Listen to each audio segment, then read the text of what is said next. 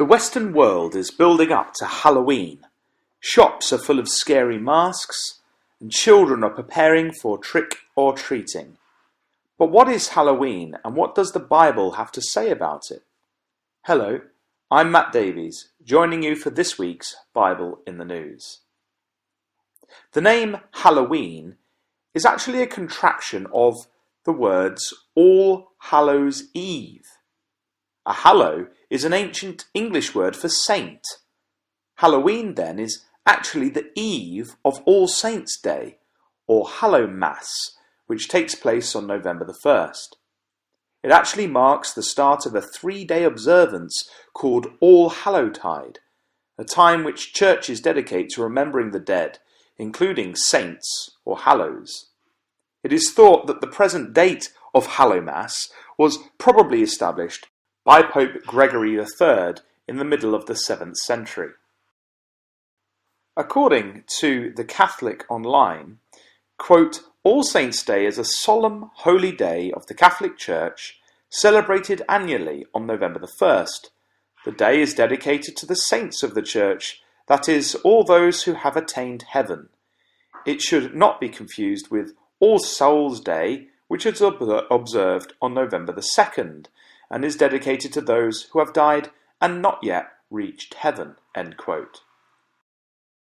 So if the celebration is supposedly Christian in origin, although it might be pointed out there is nothing in the Bible about celebrating such a thing, why are there so many Halloween traditions which do not seem to link back to Christianity at all? The religious aspects of the holiday seem to be lost in popular culture. The answer to this question is that the origins of Halloween stretch back to before the Christian era, prior to the Catholic Church seeking to Christianize the 31st of October. The Celtic pagans celebrated Samhain. This was, and still is, a very important date in the pagan calendar and marked the celebration of the Feast of the Dead. And this feast is still celebrated today by those who practice paganism. According to a BBC page on Samhain, quote, it was the time of year when the veils between this world and the other world were believed to be at their thinnest, when the spirits of the dead could most readily mingle with the living once again.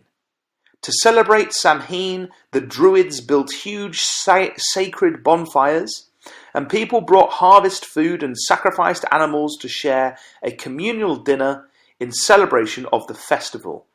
During the celebration, the Celts wore costumes, usually animal heads and skins. They would also try and tell each other's fortunes. End quote. So this is the true origin of the festival, which explains where all of the traditions such as cutting up and putting lights in pumpkins, dressing up as zombies and dead people and going trick-or-treating have come from. It was a superstitious pagan feast, adopted and tweaked by the Catholic Church and then subsequent churches. It is also connected to the occult and Satan worship. Nowadays, it has evolved into a secular celebration with these origins virtually lost in the mists of time, giving way to capitalism, money-making, and entertainment. But what does the Bible say about these sorts of things? Well, at the heart of the ideas behind Halloween is the concept of the immortality of the soul. Whether pagan or mainstream Christian, this idea is at the heart of the celebrations.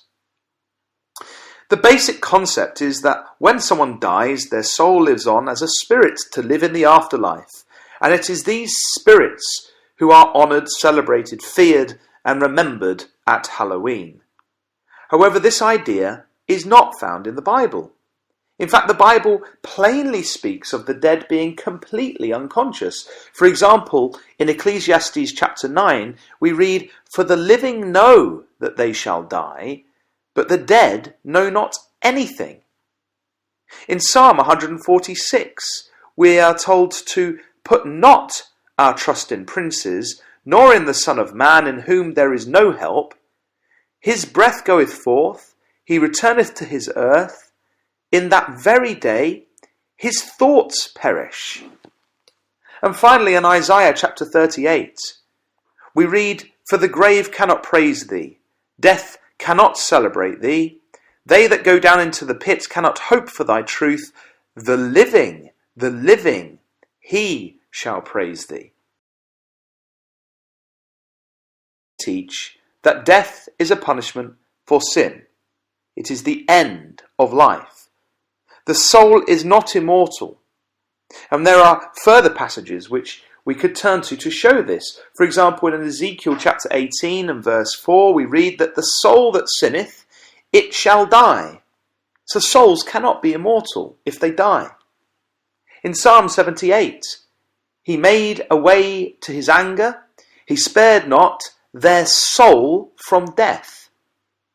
And so, again, souls can die. And just one more, although we could turn to many more, Psalm 22 says, All they that be fat upon the earth shall eat and worship, all they that go down to the dust shall bow before him, and none can keep alive his own soul. These verses are worth bearing in mind as society plays out the celebration of death and the celebration and remembrance of spirits of the dead in the coming weeks. But what should our reaction be? For those who follow after Christ and take the Bible as the truth of God, we know that pagan gods do not exist. We understand that the soul is not immortal and that the only hope of life after death is that of the resurrection of the dead that will take place when Jesus returns. Would it be a good idea for us to be mixed up in this festival which celebrates things which are in direct contrast to the truth revealed in God's Word? Well, this is a question we must all answer on a personal level. However, perhaps this passage from Philippians chapter 4 and verse 8 might help. Finally, brethren, whatsoever things are true, whatsoever things are honest, whatsoever things are just, whatsoever things are pure, whatsoever things are lovely, whatsoever things are of good report, if there be any virtue, and if there be any praise, think on these things.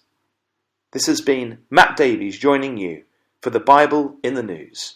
Join us again next week, God willing.